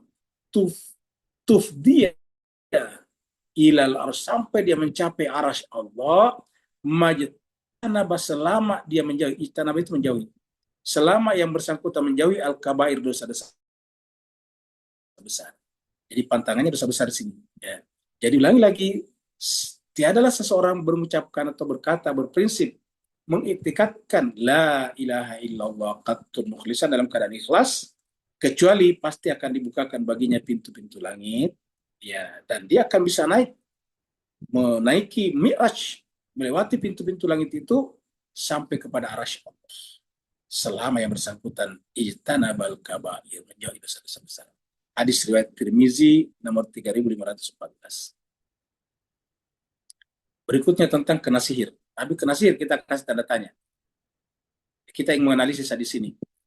Ini sebetulnya ada hadis yang panjang, tetapi kita ambil yang pendek. Tapi intinya sama. Itu ada hadis mengatakan bahwa Nabi pernah kena sihir. Ini hadisnya Bukhari. Hadis Bukhari nomor 2939. Kita kasih tanda tanya Nabi terkena sihir. Ya. Jadi kita baca lebih lengkap. Haddatsani Muhammad bin Musanna, dari Muhammad bin Musanna. Haddatsana Yahya, haddatsana Hisham, qala haddatsani abi. Jadi Hisham berkata, telah berbicara kepada saya ayahku. Ayahnya Hisham, ngambilnya dari mana? Dari mana? Dari Aisyah. Ingat. Jadi yang berkata begini adalah Hisham. Jadi periwayatnya ini adalah Hisham yang berkata, melaporkan bahwa ayahku berkata kepadaku. Ketika ditanya dari mana ayahmu dapat, dia katakan dari Aisyah. Jadi apakah benar itu dari Aisyah? Belum tentu juga. Dari sisi ilmu hadisnya, kenapa? Karena kan pengakuan daripada Hisham. Ya, bisa saja. Karena ini dari bapaknya juga. Mungkin ketika menyampaikan ini bapaknya sudah meninggal. Untuk di cross check tidak bisa lagi. Apakah benar dia ngambil dari Aisyah? Belum tentu. Atau mungkin dari Aisyah tapi mungkin redaksinya telah terjadi perubahan. Ya. Karena jadi kita harus analisis dulu ini rawinya ini. Ya. Mata rantainya, ya. Sanadnya. Jadi kita ambil dari sini saja, dari Yahya, haddatsana, Yahya berkata, yang menyampaikan kepada kami adalah Hisham. Ya. Yang berkata, haddatsani, telah menyampaikan kepada saya, abi, ayahku, an Aisyah, dari Aisyah. Apa pernyataannya? Aisyah berkata, anna nabiyya, ingat, di sini tidak disebutkan Aisyah berkata ya. Yang berkata adalah Hisham. Dia mengatakan, ayahku berkata kepadaku. Ayahnya katanya mengambilnya dari Aisyah, ingat. Dari Aisyah. Jadi bukan kata-kata Aisyah nih. Kata Hisham mengutip ayahnya, mengutip Aisyah. Nah, gitu. Apa katanya? Anna bahwasanya An-Nabiya sallallahu alaihi wasallam, bahwa Nabi sallallahu alaihi wasallam suhira, tersihir. Suhira itu disihir. Suhira itu bentuk lampau, jadi makanya diterjemahkan di sini pernah disihir. Di Nabi sallallahu alaihi wasallam suhira. Jadi kata pernah di sini diambil dari terjemahan fi'il madi, ini kan madi namanya, bentuk lampau. Telah disihir, pernah disihir. Hatta kana yukhayyalu, sampai berdasarkan hadis ini, kana yukhayyalu, Nabi itu berkhayal nih. Yukhayyalu ilaihi, sampai Nabi itu berkhayal. Yukhayal itu khayal, walaupun di sini diterjemahkan terbayang. Tapi ini khayal, ini yukhayyalu ilaihi, sampai dia berkhayal annahu sanasya, bahwa dia melakukan sesuatu, walam yasna'hu, padahal dia tidak melakukannya. Ini kan namanya halu. Ya. Masa Nabi halu coba? Jadi kata hadis ini, Nabi pernah kena sihir, dan karena dia kena sihir, Nabi halu. Ya, dia mengaku melakukan sesuatu padahal tidak melakukan sesuatu, coba. Jadi, annahu sana asyaya, bahwa dia mengaku melakukan, sana itu melakukan, berbuat sesuatu, walam yasna'hu, padahal dia tidak melakukannya. Kalau kita, termasuk saya, hayal, ya boleh jadi, karena kita memang orangnya lemah, bodoh. Kita ini kotor. Tetapi kalau Nabi, bayangkan coba. Kana yukhayyalu ilaihi, Nabi pernah berkhayal seakan-akan dia melakukan sesuatu, walam yasna'hu, padahal dia tidak melakukannya. Nah, jadi bagaimana kita menganalisis ayat ini? Pertama tadi, belum tentu Aisyah mengatakan itu. Ya, satu. Yang kedua, jadi boleh jadi, yang pertama dulu ya, belum tentu Aisyah, boleh jadi bapaknya Hisham inilah yang salah kutip. Yang kedua, bisa juga dari Aisyah, tapi tidak persis seperti ini bunyinya, gitu.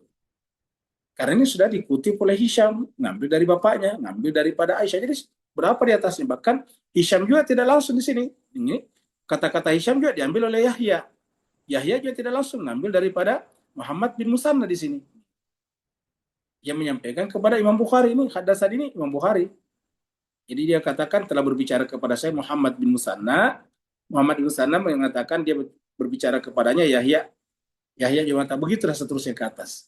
Jadi karena panjangnya sanadnya ini, maka belum tentu seperti itu. Karena asumsinya kalau Nabi pernah kena sihir, apalagi berkhayal halu, ini tidak masuk akal. Berdasarkan ayat tadi, justru yang mabuk itu, yang halu itu, halusinasi itu adalah orang zalim tadinya. Orang yang tertutup hatinya, orang yang istikbar tadinya. Masa Nabi yang sudah derajat spiritualnya lebih tinggi daripada nabi-nabi lain, dia sampai kepada Baitul Makmur. Ya. Kalau Nabi Musa dipanggil oleh Allah hanya di Gunung Tursina.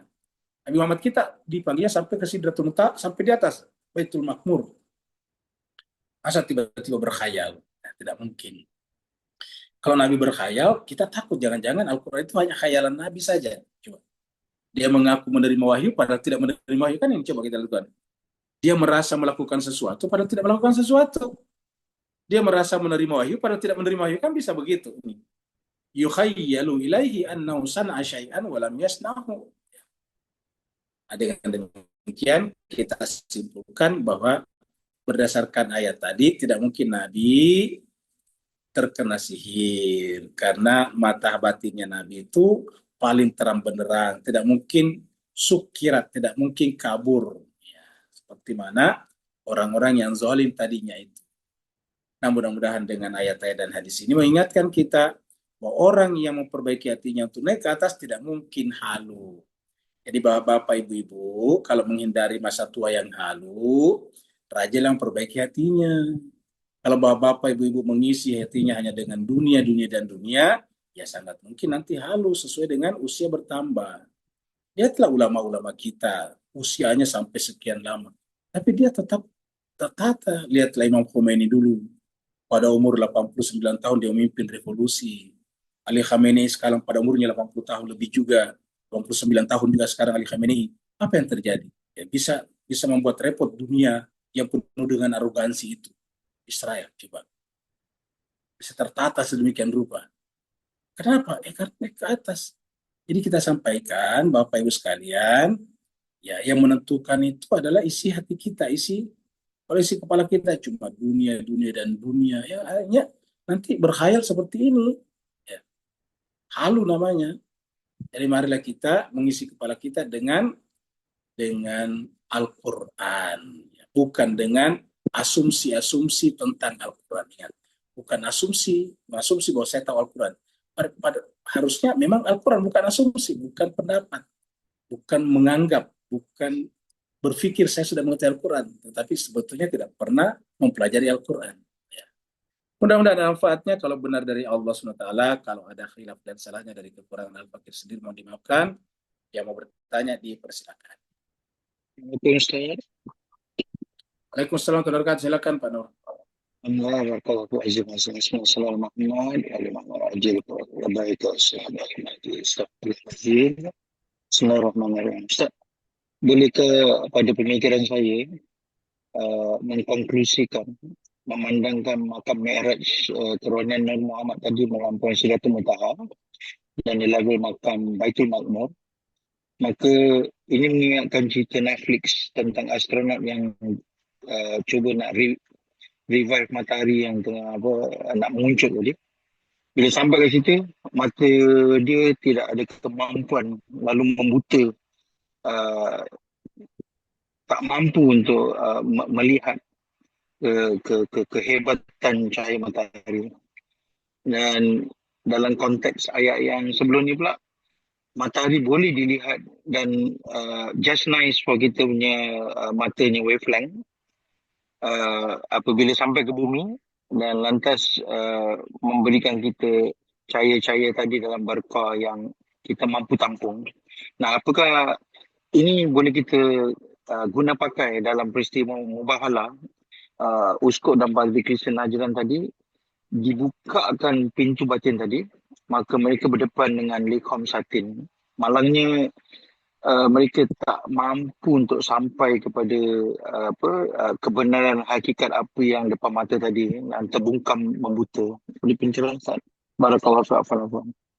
Baik, terima kasih banyak Pak Nur. Jadi bagus ini perumpamannya tadi dengan background kita juga, yaitu ada orang naik ke langit ya, pakai roket ya, dan itu sekarang dunia sains. Dunia sains sekarang ini mengajarkan manusia membuat roket mendorong ke atas yang tadinya tak terbayangkan seperti itu. Tak terbayangkan 200 tahun yang lalu, 100 tahun yang lalu, apalagi 1000 tahun yang lalu. Suatu saat manusia bisa menaikkan alat, bahkan bisa orang naik ke atas bulan, keluar angkasa, tidak pernah terbayangkan. Tapi semuanya ini sekarang terjadi, dan ini menjadi perumpamaan bagi kita bahwa kalau kita ingin apa yang terjadi pada alam rohani bisa terjadi pada alam duniawi, yaitu alam duniawi ini sebetulnya tajalli, manifestasi, contoh, misal daripada alam jasmani, dari alam rohani. Maka kita lihat ibadah kita itu selalu dimulai dari alam jasmani, alam luar, supaya membekas dan masuk ke dalam alam rohani. Contohnya wudhu. Wudhu itu kita wudhu dengan air itu kan alam jasmani. Ya. Kalau tidak ada air, pakai debu juga alam jasmani, alam materi. Ya, tetapi harapannya Allah mengajari kita wudhu dengan air dan debu itu adalah agar kita masuk ke dalam, yaitu bahwa air itu adalah aslinya dari langit, berbentuk gas, terpisah hidrogen dan oksigen. Ketika hidrogen dan oksigen menyatu, maka dia terikat gravitasi, dia turun ke bumi. Seperti mana kita ini tadinya dari ayah dan ibu kita, kemudian terjadi pernikahan seperti hidrogen dan oksigen, sehingga kita keluar seperti itu. Sekarang kita bisa naik kembali dengan melawan gaya gravitasi, dengan ilmu pengetahuan, lahirlah tadi misalnya roket. Kemana perginya itu? Dia bisa mendekati matahari atau bisa mendekati planet-planet lain, bisa menjauh dari matahari. Tapi intinya kalau dia ke atas, maka kemudian manusia akan menyaksikan dengan terang benderang seluruh alam semesta. Jadi kalau kita di sini kan kita cuma melihat sekitar kita gedung-gedung. Kalau kita di atas kita akan menyaksikan dengan terang benderang, termasuk matahari. Dan kita menyaksikan juga kalau mata kepala kita itu tidak sanggup melihat matahari langsung. Nah, sama juga dengan Allah, batin mata hati melihat langsung Allah. Karena kalau kita bisa menyatu dengan Allah, yaitu kita membutakan mata kita, sehingga kita menggunakan matanya Allah. Kita membutakan hati kita, dalam pengertian kita menghilangkan ego kita, lalu kemudian yang ada hanya egonya Allah. Nah, barulah kita seperti tadi juga dengan astronot yang ke atas, ke angkasa luar. Nah, dengan tidak menggunakan matanya, maka dia akan bisa melihat bahwa matahari itulah yang memberikan cahaya kepada rembulan. Nah, dengan menuju kepada bulan, manusia bisa. Kenapa? Karena bulan menerima cahaya dari matahari. Sama-sama dengan kita. Kita tidak bisa sampai kepada Allah langsung kalau tidak melalui walinya. Walinya itu seperti rembulan. Allah adalah mataharinya. Wali-wali dan rasul-rasulnya atau maksum itu adalah bulan. Dan hanya dengan bersama bulan itulah kita bisa sampai kepada matahari. Jadi seperti itulah. Nah, makanya ada kata-kata li khamsatin tadi. Karena selain daripada Nabi dan Rasul, ya juga li khamsatin. Dan juga keturunannya yang masuk. Ada lagi yang lain? Ada Ustaz. Ya, silakan. Bismillahirrahmanirrahim. Sebenarnya ini pertanyaan pertemuan kita yang lalu Ustaz, tapi karena terlalu malam jadi saya lihat. Ada pembahasan kita tentang surat Al-Hijr Ustaz. Dzarhum ya'kulu wa yatamatta'u wa yulhihimul amal fasawfa ya'lamun. Yang saya dapat pahami dari paparan antum, biarkan mereka bertindak, berbuat, gitu ya. Kita tidak boleh usil. Adapun nahi munkar ada batas-batasnya, gitu ya, Ustaz. Ya. Nah, di ayat yang lain kita temukan waman lam yahkum biman zalallah faulaika humul fasikun zalimun kafirun, kalau nggak salah gitu, Ustaz ya. Nah, gimana Ya. cara mengkorelasikan dua ayat ini? Seakan-akan yang satu sepertinya kita disuruh membiarkan, yang satu lain kita diancam untuk berbuat. Kalau tidak kau berbuat, engkau akan menjadi fasik, zalim, dan kafir. Itu aja Ustaz. Terima kasih sebelumnya Ustaz. Baik, terima kasih banyak. Jadi Mas Kester Bahagia di surat Al-Hijr tadi ada, di surat kita kutip juga itu ada surat Muhammad. Surat Muhammad juga mengatakan di sini, lihat. Bismillahirrahmanirrahim. Innallaha yudkhilul ladzina amanu wa amilus solihati jannatin tajri min tahtihal anhar. Sungguhnya Allah masukkan orang beriman, Allah akan masukkan orang beriman dan beramal saleh ke dalam surga taman tajri yang mengalir min tahtiha di bawahnya al-anhar. Sebaliknya, walladzina kafaru, dan orang-orang yang kafaru yatamatta'u, kerjanya bersenang-senang. Ini juga ada di surat Al-Hijr. Wa yaqulu, kerjanya hanya makan, kama ta'kulul an'am, sebagaimana makannya hewan ternak. Orang seperti ini wannaru maswallahu. Jadi yang dikecam di sini bukan bersenang-senang dengan makannya sebetulnya, tetapi adalah al-an'amnya, kama ta'kulul an'am, seperti hewan ternaknya. Jadi seperti hewan ternaknya. Jadi apa itu hewan ternak? Makan, minum, atau bersenang-senang, tetapi kesenangannya, makan dan minumnya tidak diubah menjadi energi pendengaran, penglihatan, dan berpikir. Harusnya kan apa yang kita makan, apa yang kita minum diubah menjadi energi as-sam'a wal absara wal af'idah. Kalau tidak, ya kal an'am, seperti hewan ternak. Jadi seperti ayat-ayat yang kita sebutkan tadi. Jadi manusia menjadi manusia ketika menggunakan telinganya untuk mendengar, menggunakan matanya untuk melihat, memperhatikan ke depan, menggunakan otaknya untuk berpikir. Nah, barulah kemudian dia lepas dari kal an'am ini. Ya, kalau tidak dia seperti kal an'am. Apa tandanya kalau kita sudah tidak kal an'am lagi? Kita sudah naik ke atas. Jadi sudah lepas dari hewani dan naik kepada insani, bahkan malakuti. Ya, tandanya adalah seperti tadi, yaitu nilai. Dan nilai itu adalah bersifat ilahiyah. Setiap yang namanya nilai, value itu bersifat ilahiyah, divine. Bersifat divine, sifat ilahiyah. Nah, makanya dikatakan siapa yang tidak menerapkan nilai-nilai ilahiyah dalam kehidupannya, maka mereka fasik, mereka zalim, mereka kafir. Man lam yahkum bima anzalallah faulaika humul kafirun, faulaika humuz zalimun, dan sebagainya. Man lam yahkum, siapa yang tidak menilai, yahkum itu menilai.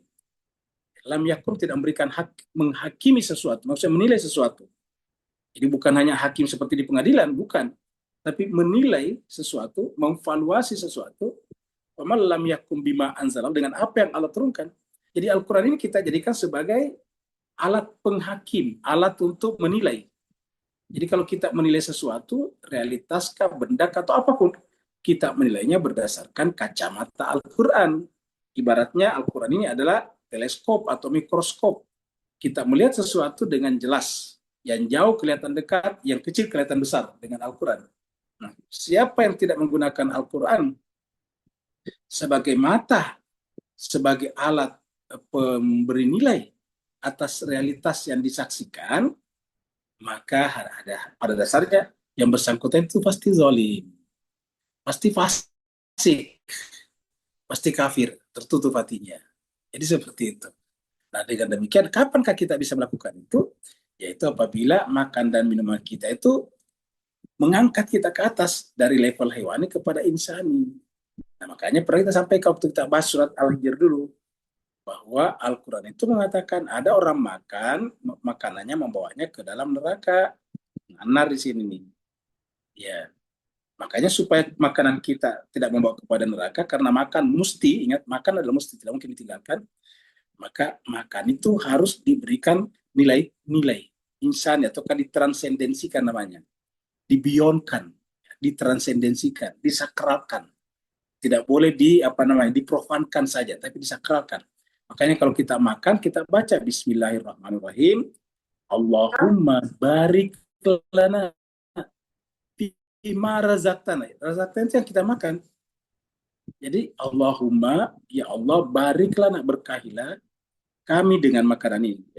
Barik lana mimma razaqtana, dengan rezeki yang kau berikan kepada kami. Waqina, dan jauhkanlah kami adzabannar, dari azab neraka. Jadi ada orang makan dan minum masuk neraka, seperti ayat ini juga nih. Maka supaya kita tidak seperti ini, kita baca tadi Bismillahirrahmanirrahim. Allahumma barik lana fima razaqtana wa qina adzabannar. Setelah kita makan, kita berharap lagi bahwa makan itu bukan membawa kita kepada hal-hal yang menyebabkan kita menjauh dari Tuhan, tetapi menjadi taslim. Taslim itu apa? Berserah diri kepadanya. Maka doanya setelah makan, alhamdulillahilladzi at'amana wa saqana waja'alani minal muslimin. Ya. Alhamdulillahilladzi at'amani, kalau satu orang, at'amani wa saqani waja'alani minal muslimin. Jadi kata kuncinya ada di situ, waja'alani minal muslimin, berserah diri. Nah, jadi dengan demikian kita tidak melihatnya sebagai kontradiksi, tidak melihatnya sebagai bertentangan. Ada lagi sebelum kita tutup? Ada Ustaz di chatroom.